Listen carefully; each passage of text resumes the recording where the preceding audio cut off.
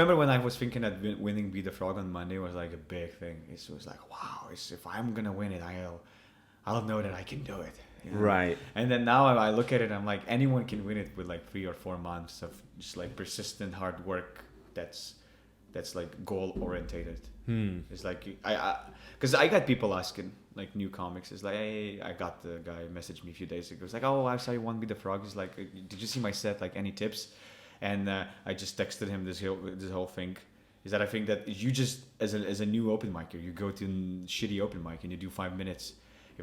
Keep the stuff that works. It's like 30 seconds, let's say, and then you keep the 30 seconds and write new 4.5. Or just like edit the other stuff. Just don't do it the same, because people just get stuck in the same joke that doesn't work. Yeah. And then you keep doing this until you build 5 minutes. Yeah. So one day you have 2 minutes of good stuff and 3 minutes of shit stuff, and then 3 minutes of good and 2 minutes of shit, and then you build until you have 5 minutes, and then you do Be the Frog, and I'm sure you at least gonna last. So it's small goals. You look for a good 30 seconds out of your 5 to begin with. Yeah, that's just get a laugh. Yeah. Get a laugh, and then get one more laugh, and then get so many laughs it fills 5 minutes. Yeah. And make it tight. I used to count laughs per minute. It's like 3 laughs per minute. It's a gong show. You don't want to build a story, unless if you don't have a joke for like a minute, the punchline would better be fucking crazy. Yeah, Sam Walker said, like, just for laughs, their standard is every 15 seconds, so 4 laughs a minute. So 3 laughs a minute, 4 laughs a minute minimum. But if you're going, like, you need to be getting... Like, when I did Kill Tony, the guy who did the best on that, he had, because they only give you 1 minute, and he had 4 big laughs. So it's 15 seconds set of punchline. So it's basically 10 seconds to the punchline, and then a few seconds of laughter, and then you do the next joke. And that's how it should be. You have 5 minutes. You have to impress them. And if you don't need to build a laugh every 15 seconds, but you can do it like this. You can build a long premise for 45 seconds and then have 3 big laughs. It's like a punchline, a tag. I think that's how you can do it. It still sticks in their mind. So just build 5 minutes, do Be the Frog, and then you can do Be the Frog while you're building 5 minutes. Yeah. There's no reason not to do it. Just go with an idea. Oh, I'm probably not going to last 5 minutes, but who cares? You were right when we spoke last time. I hadn't done it yet, and it was the nerves of the... This is why it's different, because you are not only getting the judgment of not laughing, you're also getting this Julius Caesar thumb up, thumb down from the audience. And then when you get them, it feels so much worse than like a bomb I found. The first you can look at it both ways. I would sometimes prefer people to just get me off instead of doing 5 minutes with no cards, but just bombing. Yeah. Because if you do like 10 minutes somewhere and you're bombing, and that 10 minutes just feel like a drag. It's like, I wish they had cards, just get me off. This is a nightmare. So you can look at it both ways. Yeah, look at it as a ejector seat on your set. Yeah. Yeah, exactly. Yeah. But once you get past the first one, when you go back, you don't feel as bad about it. It's like everything. You just get used to everything. You do. It feels like it's important. But once you've done it a few times, it's just not. Yeah. It's not. Yeah, I need to book another one. And I've done it twice now. First time I got gonged off just before the end. Second time I got to the worst part of the night, which is the clap off. I hate it. I hate that. But it's because I've done it the first time. I'm sure next time I won't hate it as much. And yeah.